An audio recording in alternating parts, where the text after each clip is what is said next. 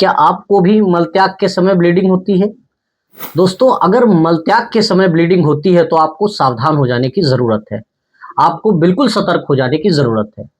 मैं एक बहुत जनरल सी बात कह रहा हूँ कि जब पाइल्स में फर्स्ट ग्रेड के पाइल्स में अगर बात करें तो सिर्फ़ ब्लीडिंग होती है, किसी प्रकार का दर्द, जलन, अनईज़ीनेस या कोई और समस्या महसूस नहीं होती है। और व्यक्ति यहीं पर गलती करता है, चूँकि दर्द नहीं हो रहा है, जलन या अनईज़ीनेस नहीं लग रहा है, तो व्यक्ति क्या करता है कि उसको बहुत हल्के में ले लेता है और कुछ घरेलू नुस्खे या मेडिकल स्टोर से दवाएँ लेकर के खा लेता है और कहता है कि अच्छा चलो ठीक हो जाएँगे। वो जब 1 हफ्ते 10 दिन लगातार होता है या मान लो रुक-रुक के होता है, ऑन ऑफ हो के होता है, तो इस कंडीशन में फिर जब बहुत कमज़ोरी आ जाती है तब डॉक्टर के पास पहुँचते हैं। मैं कुछ कॉमन कॉज़ बताऊँगा, कुछ कॉमन समस्याएँ बताऊँगा जहाँ पर ब्लीडिंग हो सकती है, लेकिन ब्लीडिंग होने के साथ आपको बिल्कुल भी मतलब लापरवाही नहीं करनी है, आपको डॉक्टर से ज़रूर मिलना है। सबसे पहली बात तो पाइल्स में ब्लीडिंग हो सकती है, लेकिन पाइल्स जब फर्स्ट ग्रेड का होता है तो जो पाइल्स के अंदर एनल कुशन होते हैं, उन पर चोट लगने की वजह से ब्लीडिंग हो सकती है, लेकिन इसमें पेन नहीं होगा। अगर 2 दिन से ज़्यादा आपको कंटिन्यू 2 दिन से ज़्यादा ब्लीडिंग हो रही है, आज हुई और कल भी हुई, तो इसमें आप अपने आप एक्सपेरिमेंट ना करें, आप घरेलू नुस्खे ना आज़माएँ, आप स्पेशलाइज़्ड डॉक्टर से मिल कर के ठीक से प्रॉपर ट्रीटमेंट लें।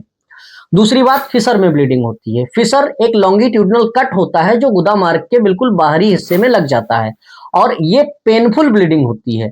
इसमें कई बार मल से चिपक के ब्लड आता है और कई बार ऐसा होता है कि अगर कट गहरा हो तो बूंद-बूंद करके ड्रॉप-ड्रॉप वाइज़ भी ब्लड आने लगता है। तीसरी बात ब्लीडिंग प्रोक्टाइटिस के केस में होती है।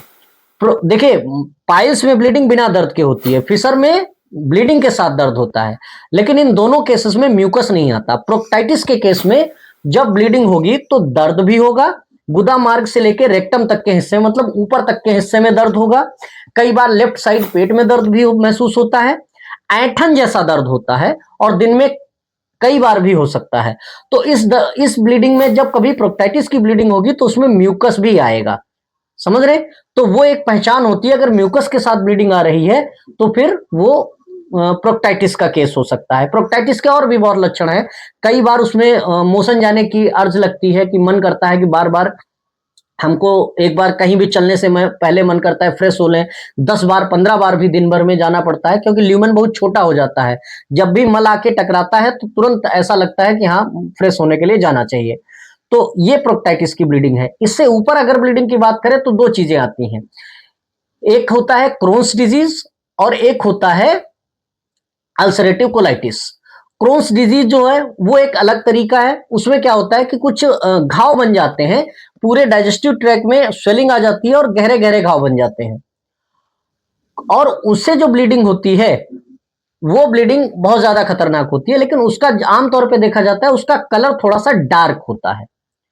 तो क्रोन्स डिजीज जो है वो खतरनाक बीमारियों में से है, चूंकि गहरे घाव बनते हैं लार्ज इंटेस्टाइन के हिस्से में।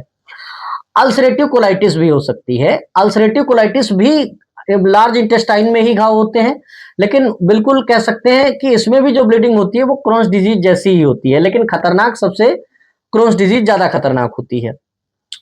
उसके अलावा लार्ज इंटेस्टाइन या रेक्टम के हिस्से में कोई चोट, फोड़ा भी हो सकता है या कोई घाव बन सकता है और इवन कैंसर भी हो सकता है। तो 5-6 चीजें आपने देखी कि ब्लीडिंग के बहुत सारे रीजन हमको निकल के आए। आमतौर पे जैसे पाइल्स हो गया, पाइल्स की ब्लीडिंग हो गई, फिशर की ब्लीडिंग हो गई, प्रोक्टाइटिस की ब्लीडिंग हो गई, अल्सरेटिव कोलाइटिस की ब्लीडिंग हो गई और क्रोन्स डिजीज में ब्लीडिंग हो गई, या कह सकते हैं कोई अंदर की तरफ चोट लग गई किसी वजह से, उसकी उसमें ब्लीडिंग हो गई।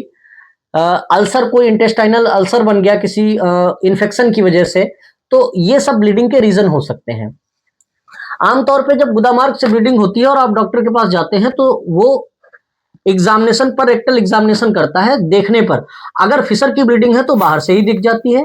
इवन पाइल्स की ब्लीडिंग का भी अंदाजा लग जाता है, अगर ठीक से देखें तो आइडिया लग जाता है कि पाइल्स की ब्लीडिंग है। सोर्स ऑफ ब्लीडिंग देखना जरूरी होता है। अगर नहीं दिखता है तो फिर डॉक्टर इसमें कोलोनोस्कोपी लिखता है, जो सिग्माइडोस्कोपी लिखता है, जो रेक्टम के हिस्से तक थोड़ा सा ऊपर तक होती है। और अगर फिर भी नहीं पता चलता है तो फिर कोलोनोस्कोपी करता है, जिसमें कैमरे के थ्रू यह देखा जाता है कि कहां पर घाव है।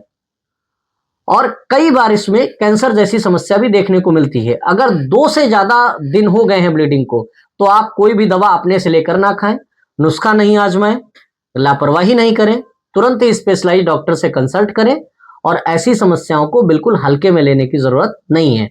अगर आप भी किसी ऐसी समस्या से पीड़ित हैं या आपके कोई जानने वाला व्यक्ति है जो ऐसी समस्या से पीड़ित है, तो उसको तुरंत बताएं कि आप स्पेशलाइज्ड डॉक्टर से बात करिए, ये गंभीर समस्या भी हो सकती है। कई बार दर्द न होने की वजह से लोग इसमें लापरवाही करते हैं, खासकर पाइल्स में, तो ये गंभीर समस्या का रूप धीरे धीरे धारण कर लेती है। तो कभी भी ऐसी समस्या में आपको लापरवाही नहीं करनी चाहिए। अगर आपके मन में कोई सवाल है, कोई क्वेरी है, तो आप नीचे दिए गए नंबर पे हमें पूछ सकते हैं। Thank you.